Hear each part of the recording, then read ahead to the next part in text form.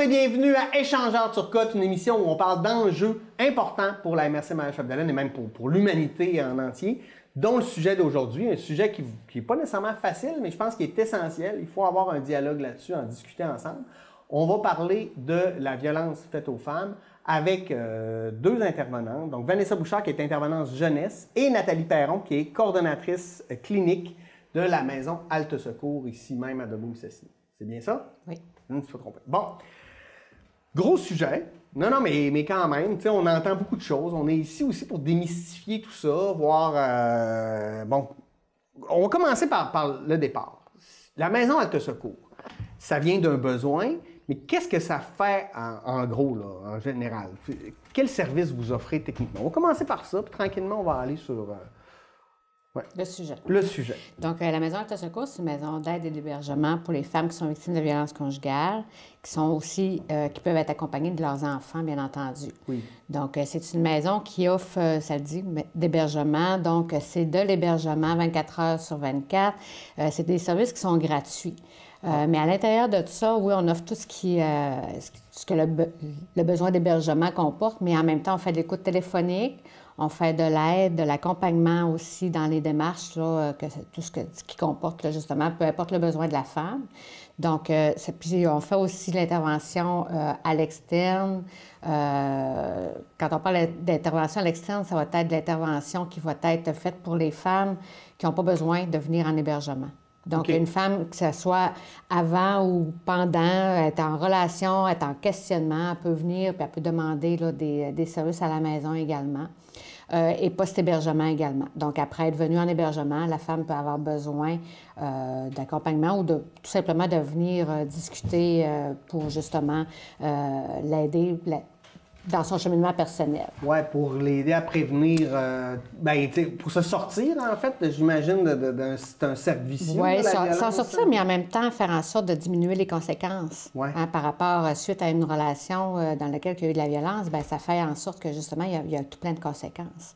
Ouais. Autant pour la femme que pour les enfants également, parce que, je veux dire, on travaille, comment je pourrais dire ça, donc il y a des conséquences qui sont présentes, fait qu'on ne peut pas les nier, là. Quand on parle de conséquences, bien, c'est vraiment les conséquences tant au niveau de la victimisation. La victimisation, c'est d'avoir un sentiment qu'on ne peut pas jamais s'en sortir, hein, qui nous amène dans un sentiment d'impuissance constant. Mais c'est aussi de faire de l'anxiété, le début ou l'augmentation de consommation, des problèmes au niveau de sa santé mentale, hein, des difficultés à dormir, des difficultés à manger. Donc, il y a plein de conséquences qui sont là. Fait que nous, bien, on va l'accompagner dans son cheminement personnel, mais on peut aussi la référer, parce que de la référence, on en fait également. Fait que c'est les services qui sont au niveau des femmes, mais les mêmes conséquences peuvent être présentes pour les enfants, puis les services, tu pourrais peut-être parler des... Oui, c'est ça.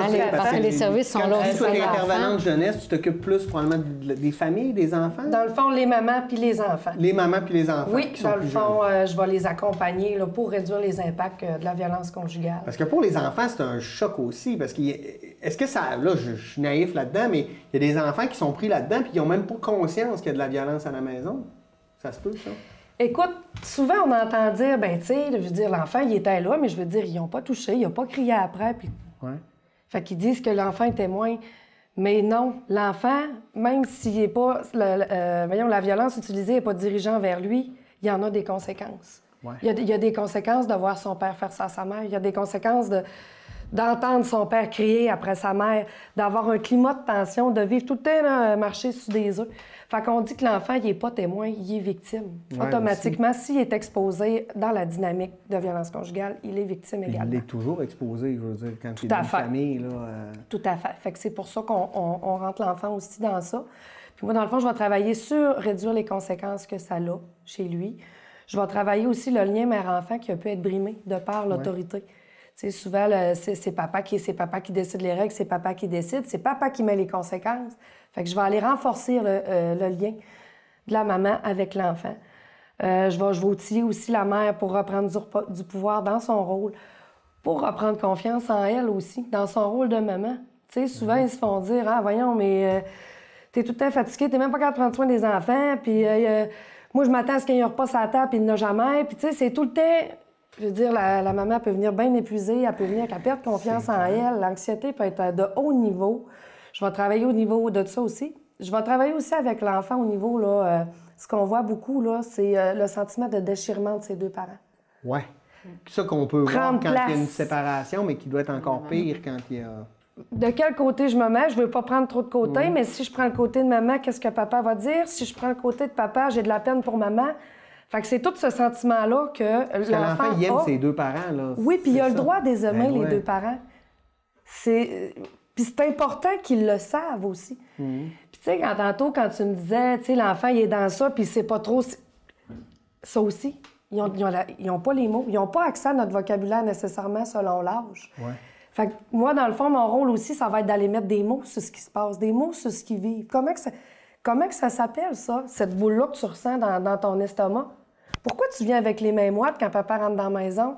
Tu sais, je vais aller vraiment mettre des mots sur la situation puis sur ce qu'ils vivent. Puis aider la mère aussi à comprendre, dans le fond, la dynamique. Puis pourquoi que ça l'atteint l'enfant aussi, parallèlement, là. Puis que pour elle, c'est important de trouver de l'aide pour elle, oui, mais aussi pour ses enfants. Là. Tout à fait, parce qu'on dit qu'un enfant exposé à la violence, maintenant, c'est un motif de signalement. Ouais. Dans le fond, parce que ça compromet le développement de l'enfant, là. Oui. D'être exposé à une dynamique, là. Fait que c'est sûr qu'une maman vit ça, puis qu'elle voit qu'il y a des conséquences sur son enfant, c'est sûr que, généralement, elle va vouloir être outillée puis être conseillée par rapport à ça pour baisser ces impacts-là aussi, là. Okay. Là, on parle de violence faite aux femmes. Quand on parle de violence, la première idée qu'on a en tête, c'est un coup de poing sur la gueule, mais il n'y a pas juste ça, là. La violence, ça a plein de facettes. Est-ce qu'on peut en parler un peu pour voir un peu, là? Bien, écoutez, il y a différents types de violence, bien entendu. Il se trouve avoir la violence... Oui, c'est sûr que c'est plus facile d'identifier la violence par les coups. Hein. Donc, la violence physique, ça laisse des marques, mais en même temps, la violence physique, on l'identifie rapidement. Donc, mais nous, on va utiliser les termes, justement, la violence physique directe, mais il y a la violence physique indirecte aussi. Ah, donc, que ce soit... Bien, la différence, c'est que direct, c'est que je vais te pincer, tirer les cheveux, je vais, directement lié à ton corps, mais indirect, ça va être, j'ai ma tasse, je vais tirer ma tasse, je vais briser ton cellulaire, je vais faire mal. Oui, faire mal au chien, au chat. Donc, l'objectif, c'est toujours d'atteindre la personne. Fait qu'il va briser son cellulaire à elle, pas le sien. Ouais. L'intention, c'est de déranger l'autre, faire mal, c'est ça, pour l'amener à réagir. Donc, c'est pour ça qu'on utilise les termes directs et indirects. Okay. Donc, de cette façon-là. Mais avant d'en arriver au coup physique, on s'entend que ça commence par la violence psychologique. C'est souvent ça, c'est la porte d'entrée. C'est la porte d'entrée, c'est que ça va s'installer tranquillement. Nous, on utilise aussi le terme du contrôle coercitif qui va être là parce que ça rentre aussi... la violence psychologique, le contrôle coercitif va faire en sorte qu'on ne peut pas les séparer, mais il faut qu'il y ait cette notion de contrôle-là va amener, peu importe le type de violence qu'il va utiliser, bien, ça va augmenter son contrôle.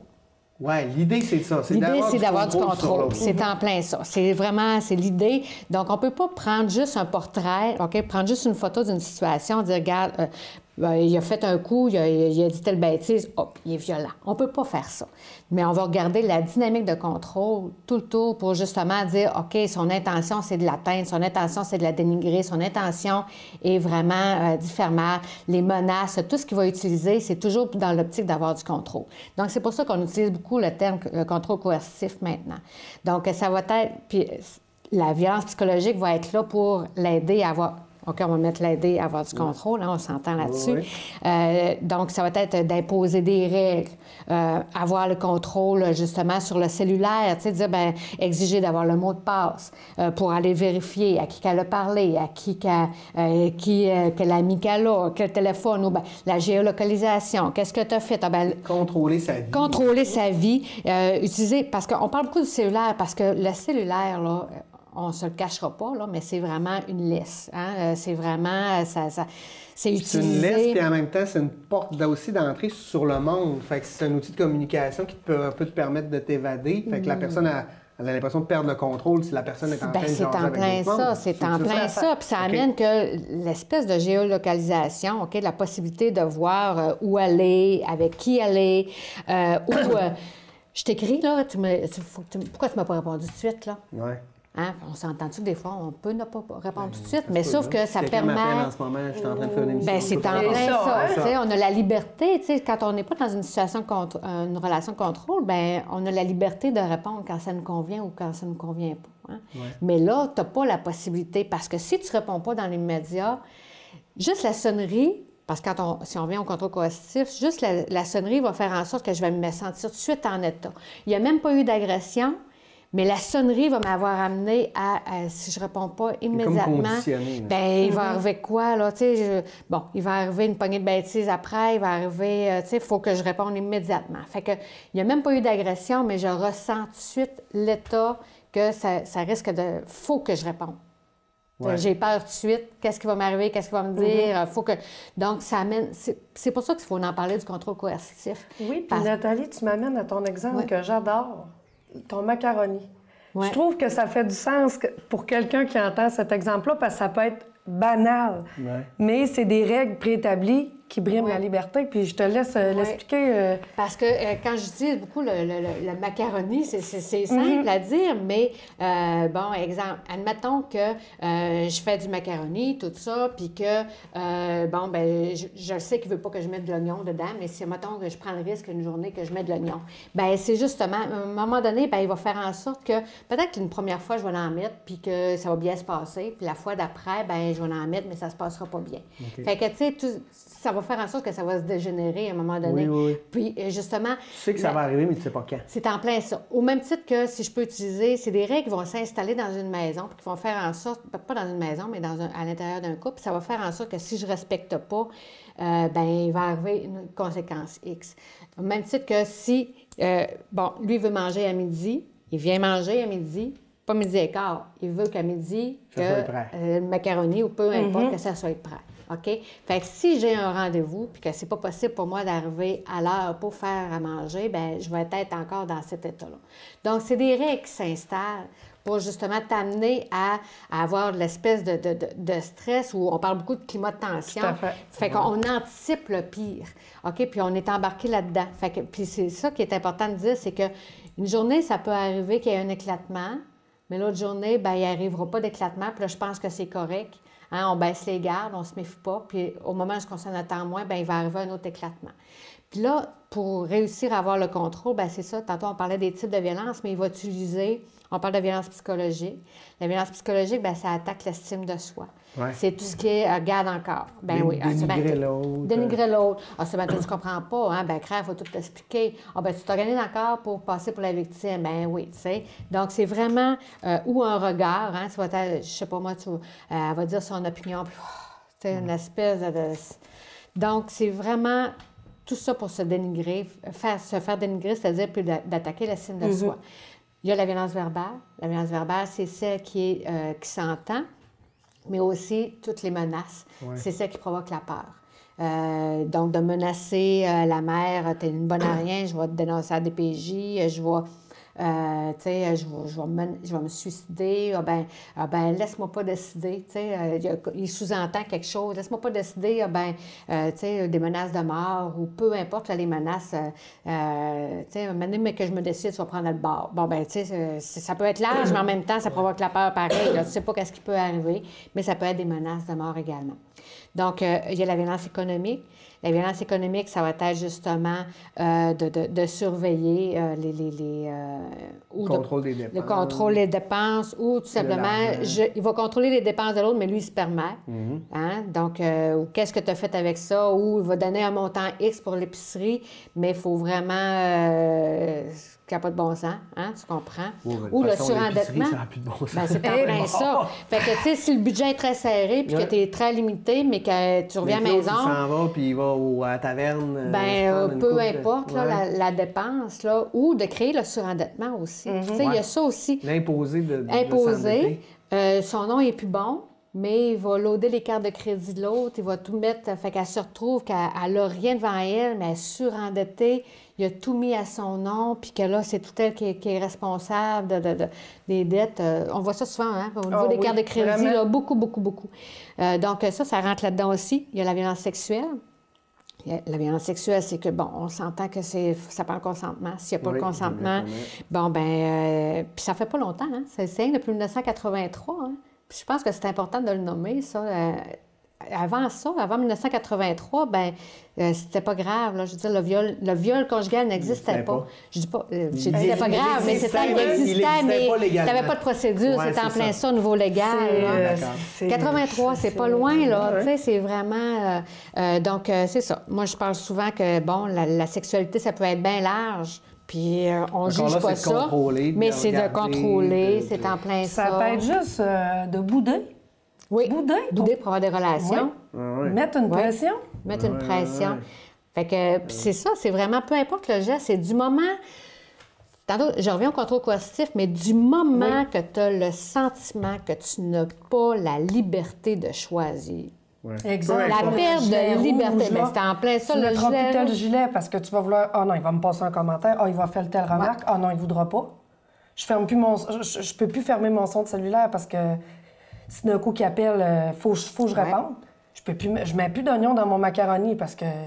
Il n'aime pas ça. C'est toutes des petites affaires que, à longue, perte de liberté. T'agis en fonction de ça.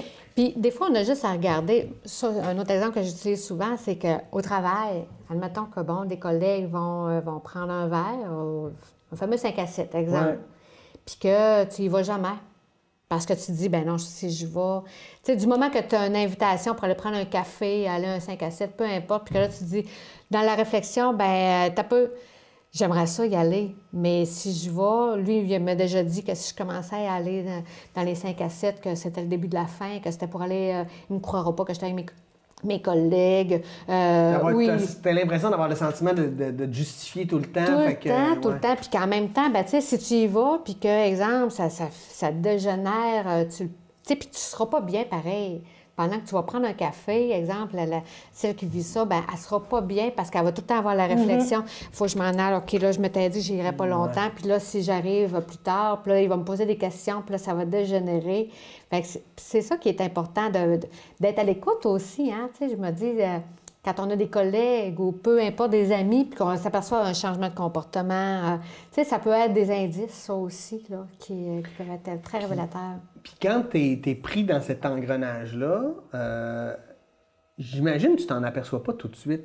C'est quoi les déclencheurs qui fait à un moment donné que tu fais là, je pense qu'il y a un problème? C'est sûr que si dès la première semaine ou le premier mois de relation, il y aurait déjà un coup de poing qui s'est donné. Ah non. Là, ça, c'est clair. Ça serait très facile de quitter. Oui. Mais c'est pas comme ça que ça se passe. C'est ça.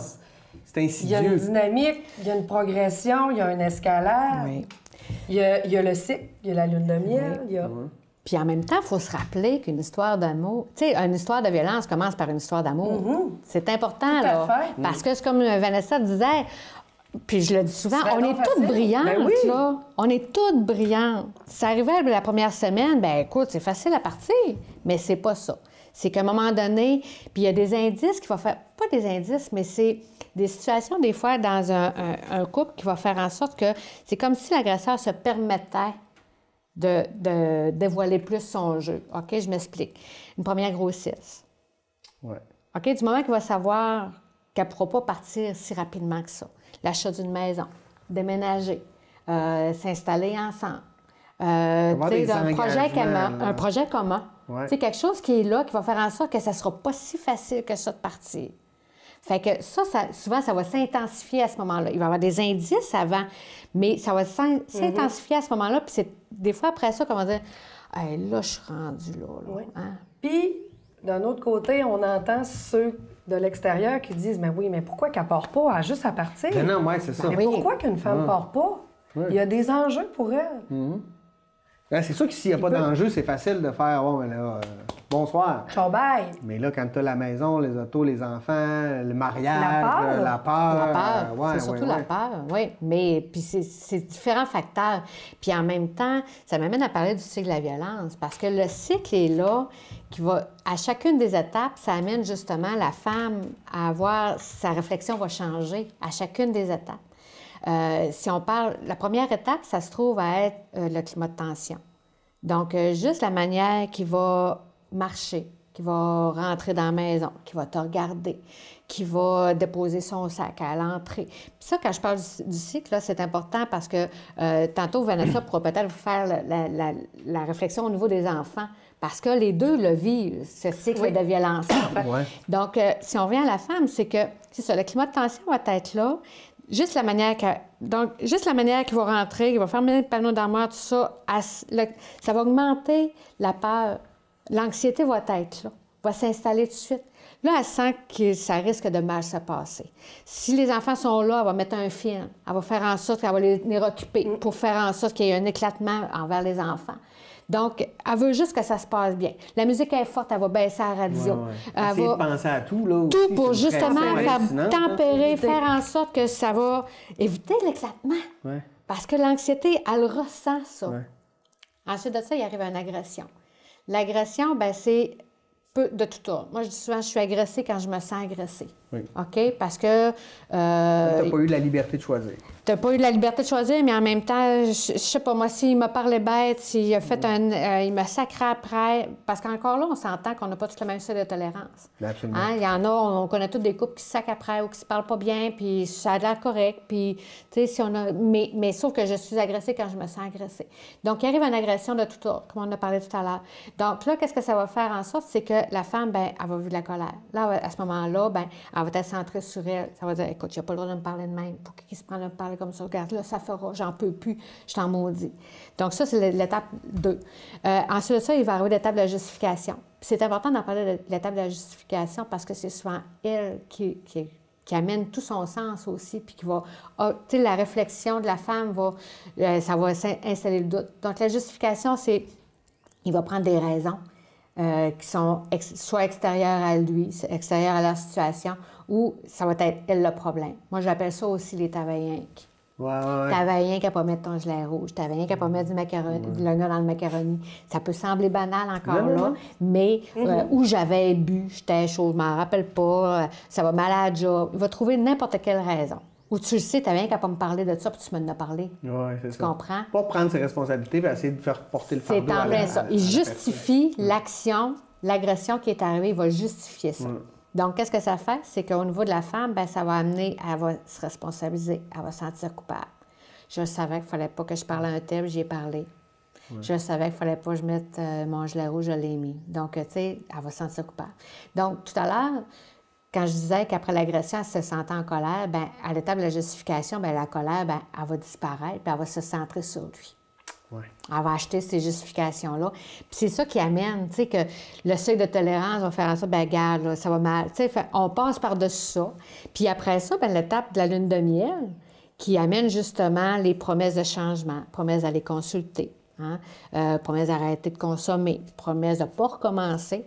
Fait que ça amène justement de l'espoir au niveau de la femme, puis elle va faire en sorte, bien, OK, je pense qu'il a compris. Il m'a dit qu'il ne recommencerait pas. Fait que, tu sais, ça nous fait rester. Là, une question un peu champ gauche, là, mais est-ce qu'il y en a qui se responsabilisent? Tu sais, quand ils réalisent qu'ils ont peut-être mal agi dans cette lune de miel-là, puis que ça fonctionne, des hommes qui arrêtent vraiment de consommer ou qui changent vraiment, ça arrive-tu? J'ai le goût d'avoir un peu d'espoir. Oui, bien, moi, à l'intérieur d'un cycle, c'est sûr que si on regarde la période de justification puis la période de lune de miel, l'optique, c'est d'éviter qu'elle parte. OK, tu as encore de contrôle. Ben, Il a enlevé la possibilité de pouvoir choisir de partir. Oui, parce qu'en même temps, ben, il va tout donner. C'est sûr que si son intention d'arrêter de consommer, c'est d'éviter qu'elle parte, ben, on s'entend-tu, probablement ça ne fonctionnera pas. Oui, c'est ça. Tu comprends? Il faut qu'il le fasse pour d'autres raisons. C'est en plein ça. Aussi, il va consulter. Puis là, je ne suis pas en train de dire que le fait de consulter, ça ne fonctionne pas. C'est pas ça. Mais ça dépend de l'intention. Oui. C'est ça qui est important de se ramener. Si l'intention, c'est d'éviter qu'elle parte, c'est d'éviter c'est ça, qu'elle parte, parce que c'est le principal enjeu de la séparation. Souvent de perdre les enfants, tu sais, tout ça. Fait que, tu sais, puis en même temps, les 2 premières étapes, ben, c'est d'avoir le contrôle. Fait que, tu sais, tout ça, parce que quand on parle du cycle, c'est ça qui est important d'en parler, c'est que ça peut, la lune de miel peut durer un temps, tu sais, puis après ça, ben c'est un cycle, ça risque, pas rien que ça risque, mais ça va revenir quand on ne le sait pas. La lune de miel peut durer 1 an, elle peut durer, tu sais, il peut consulter, ça fonctionne, mais souvent, moi, ce que je vois, si l'intention est de continuer de contrôler, bien, les moyens vont changer. Ouais. Les moyens pour contrôler. Donc, si avant, il frappait, exemple, bien, probablement qu'il ne frappera plus. Mais il va contrôler. Il va plus autrement. raffiner le contrôle parce que son optique, c'est d'avoir du contrôle sur elle. Oui. Puis je pense que ce qui est possible de ce côté-là, c'est du moment qu'il y a une reconnaissance puis de la responsabilisation par rapport au comportement violent. Je pense qu'elle a l'espoir que Ben tu oui, disais c'est ça. tantôt. Non, mais tu sais, j'ai le goût de... Au niveau de dire, je le fais pour moi, j'ai des comportements violents, je veux de l'aide, puis je veux des conseils, je veux des trucs, je veux arrêter ça. Je pense qu'elle a l'espoir. Puis via les... Est-ce que les enfants, c'est une bonne porte d'entrée pour l'espoir, justement, de réaliser que aussi on fait ça pour tu sais, que nos enfants grandissent de manière saine et je sais pas, ou je suis naïf? Écoute, oui, ça peut paraître une raison, mais c'est pas quelque chose de régulier. C'est pas quelque chose qu'on voit... Parce que souvent, l'idée de contrôle va être dans le couple, ça puis les enfants, eux autres, c'est ça... des effets collatéraux. Là. Oui, puis même après la séparation, ça continue. Ouais. Ça continue. Quand il n'y a pas de reconnaissance puis de responsabilisation, puis dans l'intention, ça continue puis ça perdure. Puis c'est plate, mais même pour les enfants, même pour la conjointe, même pour la famille, ça perdure.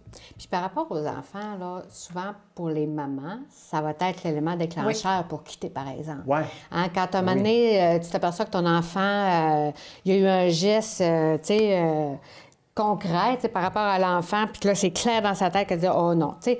Parce que les mamans sont souvent dans l'hypervigilance pour protéger les enfants. Fait que c'est sûr que Les du moment les papas devraient être là. Que ça touche aux Ben enfants. oui, je suis d'accord avec toi que les papas, tu sais, je veux dire, ça fait partie de nos rôles de parents. Moi, tu j'ai sais. l'impression. Là. Mais dans un contexte comme ça, ben c'est sûr que ça va amener... écoute, c'est pas l'idéal pour les enfants. Puis c'est pour ça que tantôt, quand Vanessa disait, c'est des... Tu sais, ça reste que c'est compromettant, puis c'est des motifs de signalement, tu sais, quand on est conscient de tout ça pour les enfants. Tout à fait. Puis, je veux dire, aussi, autant que ça peut être une raison de quitter, qu'autant que ça peut être une raison de rester. Totalement. Ouais. Tu sais, ça arrive souvent que j'entends ben oui, mais si je me sépare, il m'a dit qu'il ferait tout pour m'enlever à la garde des enfants. Je peux pas prendre le risque que ça ait une semaine sur deux avec lui. Tu comprends? Ben oui, Fait parce que tu as la peur pour tes enfants durant cette semaine. Oui, puis souvent, cette peur-là est plus grande que la peur pour soi-même en tant que personne, parce Absolument. que, tu sais, si tu veux faire mal à une maman, attaque-toi à ses enfants. Hein. Ben oui. Parce que je trouve, ça m'amène justement Oui. à dire, il y a la violence post-séparation aussi. Que souvent, on est d'emblée, on pense que parce qu'ils sont séparés, ça n'existera plus, cette violence-là. Mais ce n'est pas vrai. Souvent, ça peut être même amplifié. Bien, la séparation, la séparation, c'est un facteur de risque supplémentaire. Tu sais. Donc, ça amène, il est en perte de contrôle sa situation, donc sur son couple, donc ça peut augmenter la violence, là, justement, parce qu'il n'y a plus rien à perdre. Hein? C'est souvent ça, l'augmentation. totalement.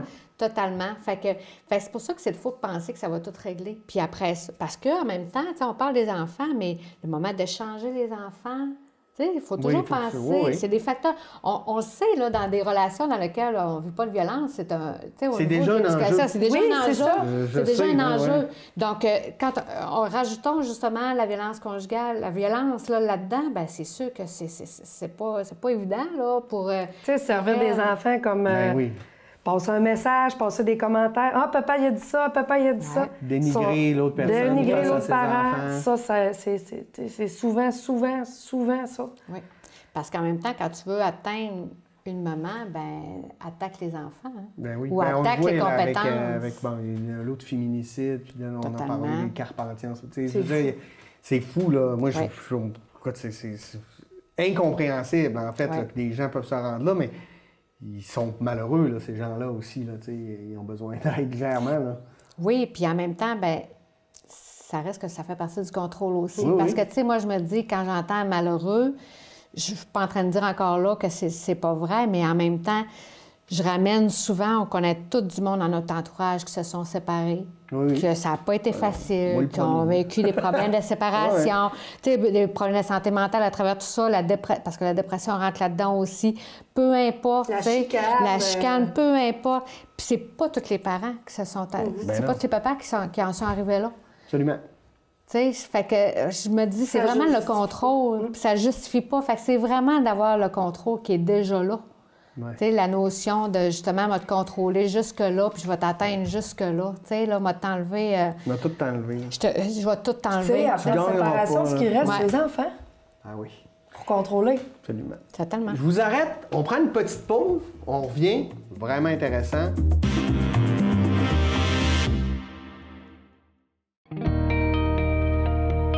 Souvent, quand tu vas finir par les affaires plates, tu y penses toute la journée. Ah là, il faut que je fasse ça, là, je vais faire ça, là, je vais faire ça. Tandis que quand tu les règles tout de suite, bien, le reste de ta journée est beaucoup moins stressante, beaucoup moins anxiogène. Puis après ça, il te reste juste les affaires le fun.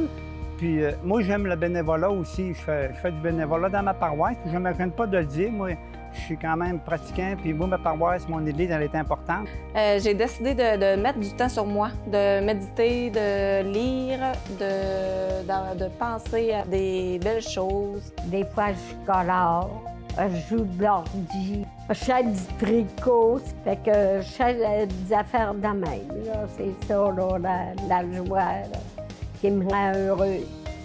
Moi, il y a plein de choses qui me rendent heureuse. Enfin, pas mal tout me rend heureuse. Je m'organise pour que ce soit du bonheur pour moi. Même si c'est négatif un peu, je vois le positif.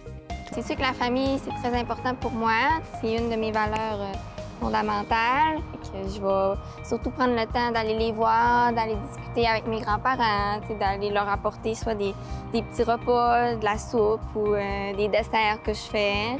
C'est de se sortir de cette situation-là pour avoir un regard un peu plus objectif sur la situation.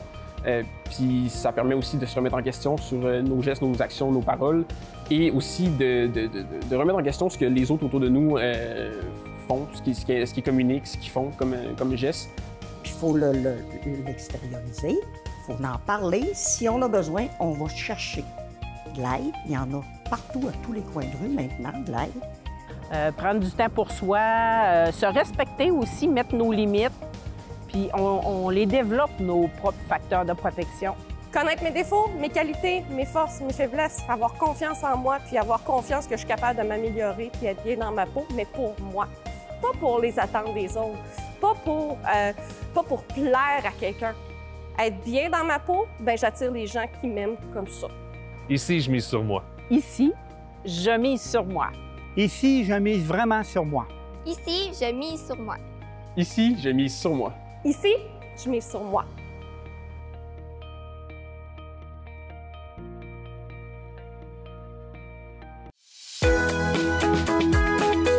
Bonjour, ici Vincent Pagé. Extra Maria m'a demandé d'aller à la rencontre de la population de la MRC Maillard-Chapdelaine afin de demander aux gens quels sont les produits locaux qu'ils apprécient particulièrement. Et croyez-moi, c'est pas les choix qui manquent, donc je vous laisse écouter ça.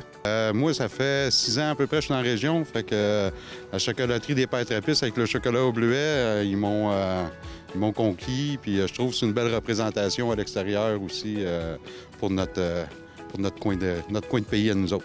Donc, les savons, la savonnerie, la bergerie du Nord à Normandin. C'est le chocolat au bleuet des Pères Trappistes. Il y a sûrement le miel Picard, qui est quelque chose qui est connu dans toute la région. La fromagerie aussi qu'on a ici à Normandin, la Normandie Noire. C'est sûr que les produits Bilodeau, c'est impeccable aussi. Mon produit préféré, c'est le fromage de la Normandie Noire.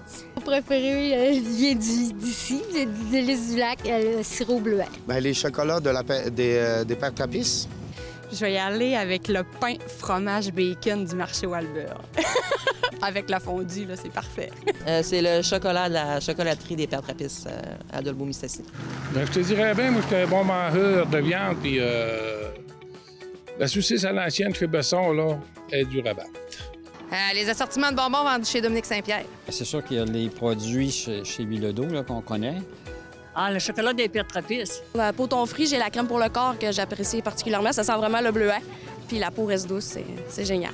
Bien, moi, c'est sûr que c'est les menus préparés là, qui arrivent à la maison avec le travail, tout ça, la livraison faite à la maison d'Annie Boulangerie. Là, je pense que pour le moment, c'est ce qui me... C'est les coups de cœur que j'ai, là. C'est des choses que moi, j'apprécie énormément ces temps-ci. Écoute, clairement, il y en a beaucoup. C'est un endroit où il y a beaucoup d'entrepreneurs puis d'artisans. Donc, j'irais avec les produits captifs pour les chasseurs, qui sont d'excellents produits faits à base de produits naturels. C'est vraiment génial.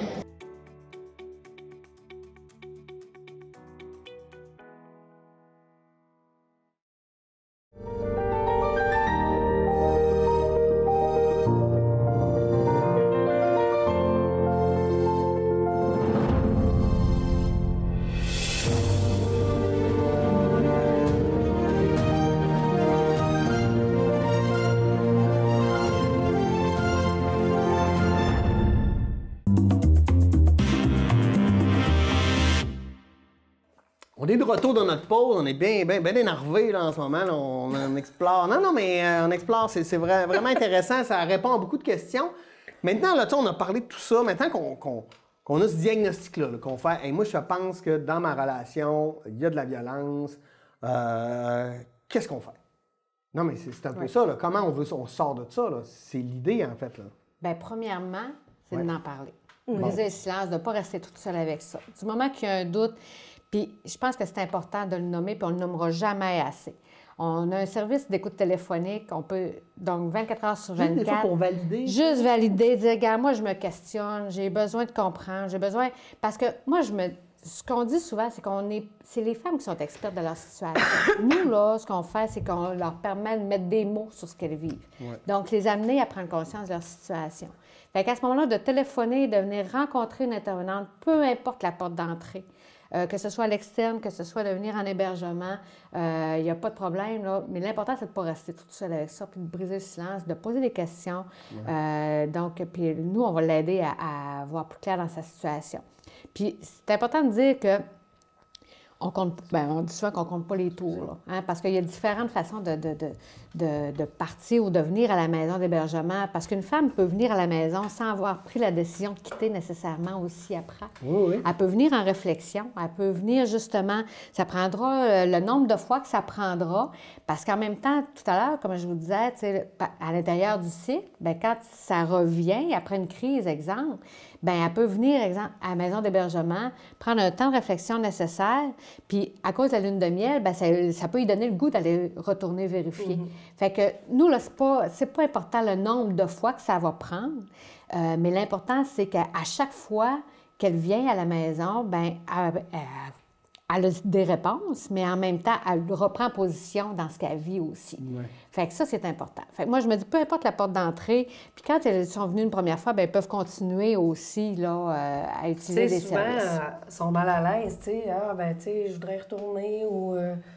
tu sais, pour aller valider, pour aller répondre à ces questions, mais tu sais, c'est pas grave, c'est correct. S'il faut que tu y retournes pour que tu reviennes ou pour sortir de là, c'est correct. Ouais. Puis on est là pour les accompagner, ces femmes-là, qui y retournent ou non, qui se séparent ou non. Monter une marche à la fois, là, en regagnant le contrôle sur leur vie, en fait. Oui, tout à fait. Puis ça, je trouve que c'est important de le nommer parce que souvent, bien, on entend de l'extérieur que, soit que, bon, on va leur imposer un choix, c'est elles qui vont prendre la décision. C'est un choix qui est important dans leur vie. Donc, peu importe le contexte, avec enfant ou sans enfant, c'est elle qui va prendre la décision de quitter ou non.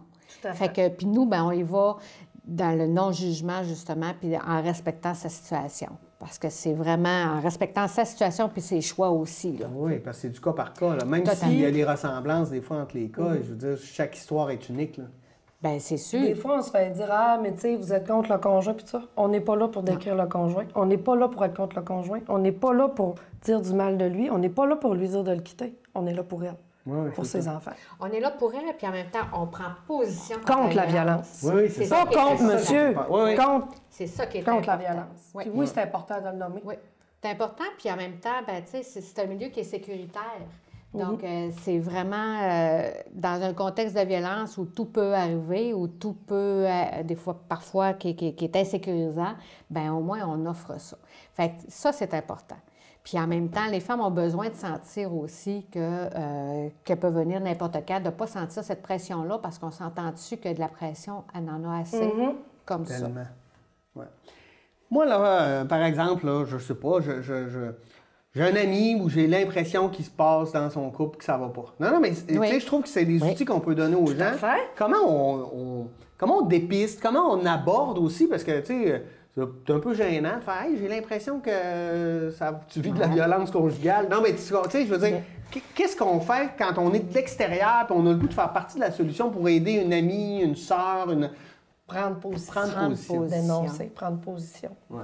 Quand, exemple, mettons... quand t'es pas sûr, je l'amène à Nathalie, puis Nathalie veut pas être dans une dynamique de violence, puis elle me dit... elle check l'heure, puis elle fatigue, puis... Ouais. Mon chum sera pas... Ah, je pense qu'il faut que j'y aille. Hey, Nathalie, comment ça fait que tu te sens comme ça? Qu'est-ce qui se passe? C'est pas normal que tu checkes l'heure comme ça pour... C'est quoi? Tu veux éviter quoi? C'est de la violence, ça. Prenez position, dénoncez-la.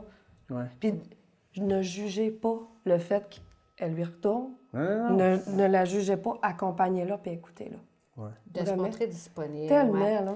Pas dire, gars, c'est parce que t'aimes ça. Tu sais, les espèces de jugements. Oui, puis on l'entend encore. Oui. C'est incroyable, oui. Ah, tu y retournes, c'est toi, puis voyons donc, t'as rien qu'à t'en aller. Tu sais, on l'entend. Comme ça, si là? c'était facile. Comme si c'était facile. Non, c'est pas facile. Puis je pense qu'il est important de rajouter aussi, c'est que les proches, il y en a beaucoup qui téléphonent à la maison aussi. Oui. Oui, pour avoir de se faire éclairer, de se faire accompagner là-dedans. Qu'est-ce que je peux faire pour l'aider? C'est ma fille, c'est ma sœur, peu importe qui c'est dans mon entourage, beaucoup de proches vont téléphoner. Fait que l'intervenant qui est là, justement, va l'accompagner des pistes. Hein, de se montrer disponible, qu'est-ce qu'on peut faire. Puis un proche peut accompagner aussi une femme à venir consulter. OK. Il peut dire, parce que la première fois, il faut se ramener que c'est pas facile de demander de l'aide, puis d'avouer que je suis victime de violence conjugale. Non, on a l'impression que c'est pour les autres. C'est en plein ça. Que ça nous arrivera jamais. Puis je trouve que c'est important, ce qu'on dit, c'est qu'il n'y a pas de portrait type de victime, comme il n'y a pas de portrait type d'agresseur non plus. Donc, ça peut arriver à n'importe qui. Il n'y a pas de couche de société non plus. Oui, c'est ça. C'est pas une affaire de classe sociale. Non, aucune. Personne à l'abri. Ni, écoute, ça peut pas m'arriver, j'ai un bac. Non! Ça peut t'arriver. Parce qu'encore là, c'est de la manipulation. On peut arriver. On n'est pas à l'abri de ça. Donc, un proche peut téléphoner pour avoir des pistes de solutions, puis peut accompagner une femme aussi à venir consulter. OK. C'est important de le nommer, ça. Tu sais, je suis pas sûre qu'elle a envie. Je me questionne. Il s'est passé telle chose. Appelez. Appelez. Puis, comment vous... tu sais, la première rencontre que vous faites avec ces femmes-là, là, comment vous... Parce qu'ils doivent être stressés, nerveuses. Il fait qu'il faut les rassurer, genre, les mettre à l'aise. Les mettre à l'aise, leur permettre de s'ouvrir puis de nommer elles-mêmes qu'est-ce qui se passe. Les mettre bien, les mettre en confiance. De savoir qu'ils ne sont pas jugés, que c'est confidentiel. Déjà là, il y a une barrière qui sont en sécurité. Qui sont en sécurité. Tout à fait, oui. Parce que tout, que ce soit à l'externe ou en hébergement, tout ce qu'on fait, là, c'est on s'organise pour être en sécurité, autant pour elle que pour nous. C'est essentiel. Fait que c'est vraiment, donc... mais c'est vraiment créer l'alliance, montrer, là, justement, qu'on n'est pas là pour la juger, on prend le temps. On prend le temps parce que, tantôt, comme je te disais... Ce ne sont pas des numéros, là. C'est pas non, de personnaliser. Oui, tout à fait. Puis de s'ajuster à leurs besoins. C'est en plein ça. Parce que, tu sais, si la première rencontre, c'est juste de parler. Moi, c'est important de se ramener au fait que tu vis ça, tu es toute seule, tu n'en parles pas parce que tu as peur d'être jugée, parce que tu as peur ou parce qu'on t'a déjà dit une fois d'arrêter de te lamenter, OK? Puis que d'arrêter de jouer à la victime ou bon, peu importe le jugement. Fait que tu t'es tué là-dedans.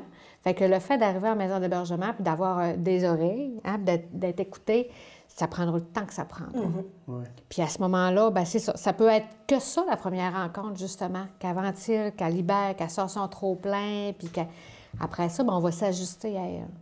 Puis quand, par exemple, la dame arrive, puis elle arrive avec ses enfants, est-ce que tu interviens différemment dans le sens que tu sépares les enfants de la mère ou pour la permettre de la mettre en confiance, puis toi, faire un peu la même chose avec les enfants? Ou ça va dépendre, dans le fond, de la dynamique. Okay. Si les enfants sont insécures, puis c'est maman, je vais m'insérer avec l'intervenante, puis on va faire une rencontre.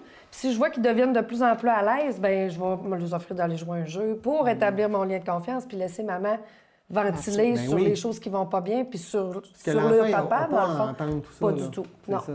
Fait que c'est ça. Souvent, je vais me greffer au début. Je vais établir une certaine confiance, puis mettre les enfants à l'aise, puis souvent, on va permettre à la maman. Puis quand c'est pas possible, des fois, ils peuvent arriver en soirée, en pleine nuit. On va dire à maman d'aller se reposer avec ses enfants, puis qu'on va faire le reste là, de la rencontre puis de l'admission le lendemain. Là, je veux dire, on s'ajuste vraiment. Il n'y a rien de coulé dans le béton. C'est ça. Ouais. Puis en même temps, tu m'amènes à parler justement en maison d'hébergement, c'est comme n'importe quelle maison. Puis on ne séparera pas les familles. Ouais. Donc, c'est vraiment la chambre qui va être attribuée à la famille. C'est leur petit cocon à eux autres. Ça leur permet de se retrouver, de recréer quelque chose à nouveau. C'est en plein ça. T'sais, fait que puis les mamans ont besoin de ça, puis vice-versa, les enfants aussi. Fait que c'est leur milieu à eux autres. Puis c'est vraiment, c'est cuisine commune, salon commun, mais le reste, là, c'est vraiment leur petit On entend souvent des enfants, là, après quelques jours, même une semaine, là. Hein, maman, on est bien ici. Ouais. On est bien ici. Ils voient la différence. Oui. Ils sentent la pression. Sans savoir que c'était pas correct ou selon l'âge toujours. Mais on l'entend régulièrement, oui. Moi, je pense que ce qu'on entend plus, c'est la peur au niveau des mamans, des fois. La peur d'imposer ça à leurs enfants, de venir à la maison bien s'adapter? Ça va être un choc? Ouais. Ah, ben oui, j'avais pas on pensé entend à ça, mais c'est souvent. vrai. Mais ça s'adapte bien. Ils s'adaptent bien. Les enfants, c'est très oui. Ils ont des grandes capacités d'adaptation. Les enfants, il faut leur faire confiance. Fait que, tu sais, là, on vient qu'on... Tu sais, les enfants vont bien quand que papa et maman vont bien aussi, hein? Fait que... C'est sûr. Ils voient la différence. Totalement. Fait que les meilleures portes d'entrée, donc, c'est de vous appeler. Oui. Parce qu'on ne sait pas elle est où la maison d'autosecours. Non. C'est ça qu'il faut. Donc, c'est pour protéger, comme on parlait tantôt, de sécurité. Oui. Donc, meilleure porte d'entrée, c'est de vous appeler directement. Ou de communiquer avec vous. Vous avez sûrement des Oui, on a des Facebook, Messenger. C'est instantané. Il y a toujours quelqu'un là, qui est là ou qui est prêt à. 24 heures sur 24, il y a une intervenante qui est là pour répondre. Oui. OK. Sur place. Dans la maison, s'il y a quelque chose. Si la femme ne file pas la nuit, elle ne dort pas, de l'insomnie, elle peut venir jaser. Il y a tout le temps une intervenante qui est accessible pour les femmes. Puis, est-ce qu'il y a une manière, là, j'essaie un peu de voir, tu sais, on en parlait tantôt, là, mais c'est quand même un peu impossible de voir la pente. Tu sais, quand tu embarques dans cet engrenage-là, au début, ça a l'air un peu « ah oui ». Puis quand tu réalises, tu es souvent bien pris dans l'engrenage. Mais y a-t-il une manière d'essayer de percevoir ça d'avance, puis de trouver des solutions, d'établir un dialogue, d'essayer de rétablir le rapport de contrôle dans son couple, en fait, pour les enfants, mais pour notre couple, là, comme on disait tantôt, je veux dire, ça part de l'amour, ce couple-là. Normalement, il devrait rester quelque chose, je sais pas. Mais en même temps, moi, j'ai envie de te dire qu'il faut être à l'écoute de ce qui se passe à l'intérieur de soi. Si moi, ça me dit non, je sais pas, moi, on m'a parlé bête, on m'a... ben c'est de le nommer tout de suite. Tu sais, puis souvent, quand on voit ça s'installer, moi, j'appelle ça souvent des drapeaux jaunes, là, des drapeaux qui me disent « oh, ça m'amène à la vigilance, ça m'amène à... ben c'est de le nommer tout de suite. Puis, admettons un couple, là, si la femme nomme tout de suite, elle est à l'écoute de ça, puis qu'elle refuse, je sais pas, moi, ben garde, d'embarquer là-dedans, tu sais, ou refuse justement de ressentir cette peur-là, puis qu'elle le nomme, puis que si lui, son objectif dans un couple, ça fonctionne de cette façon-là, il tient au contrôle, puis il tient à... Tu sais, ben on va se retrouver probablement que le couple, il ira pas loin, là, tu comprends? Mais sauf que c'est si le fait d'embarquer tranquillement comme ça, puis que là, c'est sournois, tu manipules, le doute s'installe, t'oses pas, là, tu redis plus ce que tu veux plus, tu comprends? Ou tu n'oses pas émettre des limites, ben là, plus ça va s'installer, puis plus tu vas perdre ta confiance. Tu sais, c'est vraiment... Là, ça risque d'être plus difficile, mais c'est possible. OK. C'est possible, tu sais. Il faut. Ben, je veux dire, on y croit. Puis en même temps, moi, Puis c'est ce qu'on travaille aussi avec les femmes. Peut-être que avec lui, ça ne fonctionnera plus, mais dans la prochaine relation, de quelle façon tu pourrais mettre plus? Parce que c'est ça qui va être difficile. C'est en plein ça, mettre plus les limites, de savoir plus reconnaître les signes. C'est ça qui est important. Ah, ben regarde, il commence à me brimer dans ma liberté, ben ça ne marchera pas, là. Tu sais, c'est vraiment de reconnaître ça. Dès qu'on ne se sent pas bien dans notre rapport de couple, il faut un peu se poser la question. Ben ça ressemble à quoi? Ouvrir le dialogue pour être sûr. Puis si en ouvrant le dialogue, tu t'aperçois que c'est une fin de non-recevoir, là, tu vas avoir un indice. Bien, moi, j'ai envie de dire, là, dans une relation dans laquelle il y a de la violence, il n'y a pas possibilité d'avoir de dialogue. Il n'y en a pas de communication. Parce que tu n'as jamais raison. Ouais. Tu comprends? Puis peu importe que tu dises ou que tu dises rien ou que tu dises tout, tu n'es jamais correct. Donc, il n'y en a pas de communication. Fait que déjà là, c'en est un indice. C'est du moment que tu es convaincu, quand même que je le dirai, j'ai jamais raison. Quand même que je parlerai. Quand on entend ça d'une femme, ben écoute, c'est souvent qu'on est là-dedans. La perte de... Tu sais, la liberté est là, la liberté de dire. Mais si je ne l'ai même plus, cette liberté-là, donc on est dedans, là. Les indices sont là. Fait que, donc, la communication, il n'y en a pas dans un couple dans lequel il y a de la violence. OK, c'est bon. Je suis rassurée un peu sur Mais il faut le dire. Je trouve que c'est important de le nommer parce que, tu sais, puis de voir, c'est ça. C'est des indices, c'est des drapeaux jaunes, c'est des fois c'est en rouge, mais il faut savoir le reconnaître. Ça vient en lien parce que notre seuil de tolérance va changer. Oui. Puis s'il n'y a pas d'enfant, j'imagine que la dynamique est différente aussi, là. Tu sais, j'ai comme deux questions dans mon affaire. Tu sais, le rapport... Non, mais un rapport de couple où il n'y a pas d'enfant, j'imagine que la dynamique est différente. Puis pour les enfants, est-ce que ça fait une différence? Est-ce qu'il y a une bonne différence si les enfants, par exemple, sont en bas âge ou c'est des adolescents, j'imagine aussi, qui doivent avoir des incidences différentes? C'est les mêmes enjeux. C'est les mêmes enjeux. Je te dirais que la différence, là, c'est sur l'accessibilité de l'information. OK. Sur le vocabulaire qu'ils ont accès. Oui. Sur la compréhension aussi. Oui, de la dynamique, mais je te dirais que c'est les mêmes enjeux, par exemple. Il y a autant de conséquences, il y a autant de négatifs, c'est malsain. Je veux dire, les enjeux sont les mêmes. La seule différence qu'on pourrait voir, c'est peut-être avec l'âge des enfants qui va être, plus ils sont grands, plus ils peuvent devenir des alliés. Tout à fait. Ouais, c'est peut-être ça qu'on peut nommer, mais les enjeux sont là pareil. Oui. Ça se Puis autant qu'un jeune, des fois, peut s'allier à son père pour éviter justement les représailles puis les éclatements. Parce que lui, il est victime de la même chose. C'est beaucoup diversifié, c'est beaucoup... c'est dur de dire c'est comme ça à tel âge, c'est comme ça à tel âge, parce que chaque enfant est différent, chaque enfant se développe à sa vitesse aussi. Fait que c'est dur là, de trancher sur ça. Okay. Puis au même titre qu'on ne pourrait pas dire...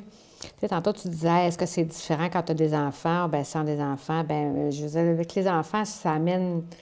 Peut-être que ça complexifie. C'est des enjeux qui sont importants parce que, tu sais, je veux dire, on est responsable de nos enfants, puis je veux dire, c'est un enjeu de plus. Mais est-ce que c'est plus facile? Pas pour dire, tu sais, mais c'est un enjeu de plus, puis aussi, c'est un moyen d'atteindre encore plus la femme, parce que tu veux l'atteindre, tu vas utiliser les enfants, ça, c'est clair.